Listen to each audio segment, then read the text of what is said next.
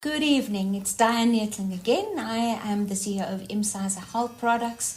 We have been spending a lot of time at Altitude Skills to discuss the connection between the gut, the brain wellness, and how that affects the scholar, the student, the parent, the teacher.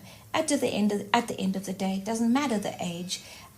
It's actually understanding that the body, mind, and spirit is really pretty much the same, whether it be, doesn't matter what the age.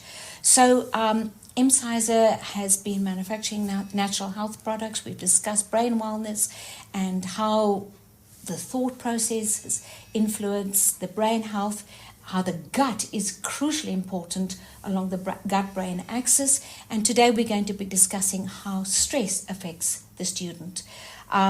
Stress is seen as the enemy, when in reality stress is not the enemy. It is a natural response. If we go back to the beginning of time, everybody was hunters. There would be a time where they'd be hunting the animals and there'd be a stress reaction in the body. It was good. It ups the energy. It puts the body in a state of readiness. That would be healthy but good. It was like getting a big fright. The body would naturally go into a responsive system, and the immune system would kick in and then support the body in that way. However, in modern day society, with students in classes coming from different backgrounds, different environments at home, there's so many factors that can affect the child and the mood of the child and the whole thinking, psychology for the child. These are all things that at the end of the day creates a constant stress. So what we're trying to say, stress is healthy, stress is normal, but when there's constant chronic stress, and that manifests in the body in a couple of ways, from a child that is not performing well at school, to lack of sleep, to totally dysfunctional, super energetic children running around a class, children not being able to concentrate and study well. These all are triggers that there's an overload of stress in the body, and these are the ones that we want to manage. We hope to make a difference so that when parents and teachers know how to address these issues and help the child manifest the healthier, almost self-image, that is where we really want to be. So as I said, stress is not abnormal. It's when it becomes out of control. It is chronic manifestation in the body that manifests in disease and all the neurological diseases. That is when you have the problem. We have different forms of stress. We have psychological stress, neurological stress, interpersonal stress, that is between relationships. We even have physical stress. I mean, some of these things that we might be doing to ourselves. Children that are pushed to the extent where they perform excessively on the sports field. All of these things and the stresses, that is really what they are the part where the parent and or the teacher can make a difference in the lives of children. When we are dealing with, we could mention the various stresses. As I said, they're quite simple to understand.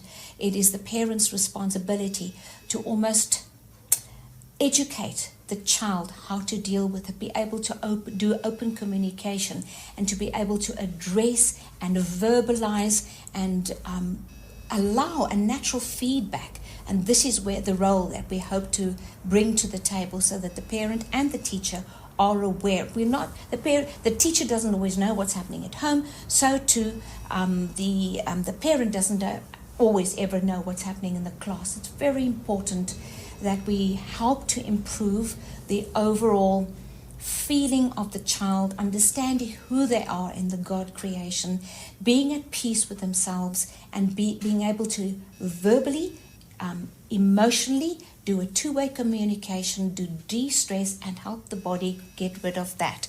So how do we help the child to manage that? Clearly, in a teaching situation, we would want the teacher to, and they're normally very well trained in that, to ensure that the environment is not toxic, there's no fighting, there's no external noise, and bring that stress management under control. Alleviate that by alternating with different class actions that can we have so many different kids with so many different personalities, and a teacher is normally very well educated in how addressing and making the scholar environment work well for the scholar. So those are all small things. It's actually the parent's job before the child goes to school to address and make sure that the child goes to school and comes from a happy, healthy environment.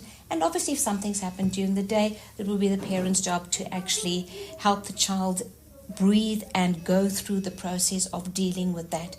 These are all tricks that we hope to achieve, especially when it comes to brain wellness and understanding that as important as it is to alleviate the stresses on the body, alleviate the stresses in the relationships, alleviate the psychological stresses and all the stresses that are there. I mean, just, with the stress of life and finances, these things will all affect the child. But when you're supporting the child with healthy input, be it lifestyle, be it the environment, be it the foods they're eating, especially brain healthy, good nutrition, good hydration, these are all things that will help the body really understand how to deal with the stress and alleviate that excess load. And these are all very important things for the child to be taught. I think it's a learning skill that I believe that should become part of the process, so that scholars know they can have an open relationship. Things have changed in the environment, and children have been taught to open up and communicate effectively. So I think it's better these days, but then that is not talking about the external forces that have come into play.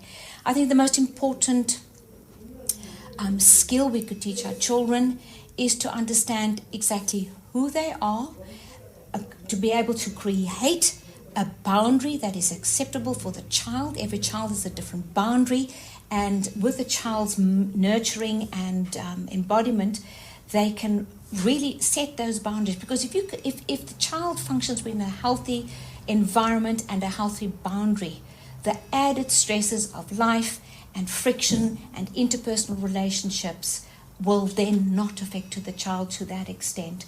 So these are all tricks that we would love to help the child with. We will be teaching that. There's also training manuals that Janet has written. I've also addressed that in some of our teaching manuals. And just allowing the child to understand who they are, what they want, what they don't want, about self-love. Because if that child is not grown up and been molded in a fully healthy, functional environment, understand exactly who they are, and to even a great extent, their calling, because that's where the parent and the teacher can do a lot of motivation. When a child functions within that healthy realm, the stress factors are taken out of the picture, and the education of the child and the brain functioning of the child and the wellness of the child comes to its fullest potential. And that's really the difference we want to make. So thank you very much for your time. That's Dianne. In unison with Janet, we are from the Altitude Wellness Skills, and we hope to make a difference in the lives of the children, the parents, and the teachers. Thank you very much.